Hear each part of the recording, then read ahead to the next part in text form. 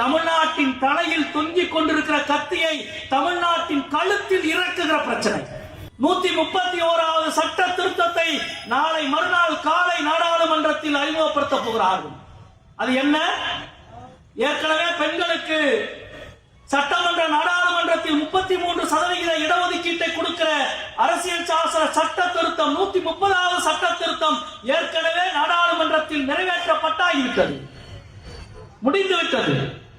நாங்கள் எல்லாம் சொன்னோம், நடந்து முடிந்த மக்களவை தேர்தலிலே அதை அமல்படுத்துங்கள் என்று சொன்னோம். அவர்கள் கேட்கவில்லை, பாஜக ஏற்கவில்லை, மோடி ஏற்கவில்லை. அப்பொழுதெல்லாம் அதை ஏற்காதவர்கள் இப்பொழுது மகளிர் பெண்கள் இடஒதுக்கீட்டு திருத்தம் என்ற பெயரில் ஒரு சட்ட திருத்தத்தை கொண்டிருக்கிறார்கள். உண்மை இது பெண்களுக்கான இடஒதுக்கீடு சம்பந்தப்பட்ட பிரச்சனை அல்ல, அது ஏற்கனவே முடிந்துவிட்டது. 33% கொடுப்பது என்று அநேகமாக இந்தியாவில் இருக்கிற அனைத்து கட்சிகளும் ஏறக்குறைய ஏகோபித்து முழு ஆதரவோடு நிறைவேற்றப்பட்டு விட்டது. இப்பொழுது பிரச்சனை தமிழ்நாட்டின் தலையில் தொங்கிக் கொண்டிருக்கிற கத்தியை தமிழ்நாட்டின் கழுத்தில் இறக்குகிற பிரச்சனை. தென்னிந்தியாவின் தலையிலே தொங்கிக் கொண்டிருக்கிற கத்தியை தென்னிந்தியாவின் கழுத்திலே இறக்குகிற பிரச்சனை.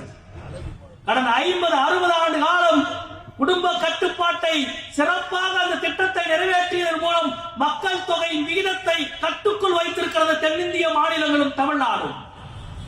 பீகாரும் உத்தரப்பிரதேசமும் மத்திய பிரதேசமும் ராஜஸ்தானும் இந்தி கோர் பெல்ட் என்று சொல்லப்படுகிற மாநிலங்களில் மக்கள் தொகை 2 மடங்கு தாண்டி நிற்கிறது.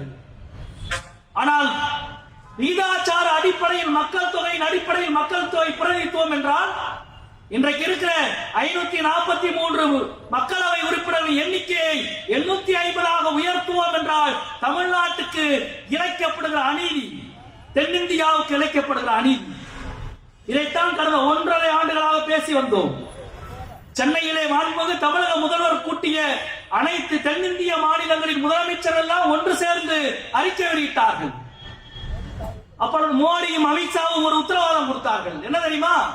இன்றைக்கு இருக்கிற மாநில பிரதிநிதித்துவத்தினுடைய விகிதாச்சாரம் குலையாமல் நாங்கள் பார்த்துக் கொள்வோம் என்ற உத்தரவாதத்தை மோடி கொடுத்தார்.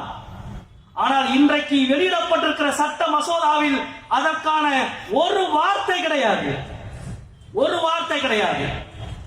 தமிழ்நாட்டுக்கு 39 இருக்கிற மக்களவை உறுப்பினர் எண்ணிக்கை அநேகமாக ஒரு 15 கூடும். ஆனால் உத்தரப்பிரதேசத்துக்கு 60 அதிகரிக்கும்.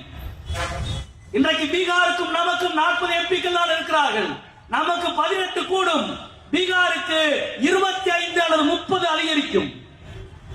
ஏறக்குறைய அரசியல் அனாதையாக தென்னிந்திய மாநிலங்கள் மாறும். நீ என்ன வேணாலும் கத்திக்கோ, எங்களது எந்த மசோதாவை நிறைவேற்ற தமிழ்நாட்டு எம்பிக்கள் தென்னிந்திய எம்பிக்களின் ஆதரவு தேவையில்லை என்று நசுக்குகிற வேலையை அதிகாரப்பூர்வமாக செய்ய அவர்கள் துணிந்து விட்டார்கள். மிகப்பெரிய இழப்பு. அதாவது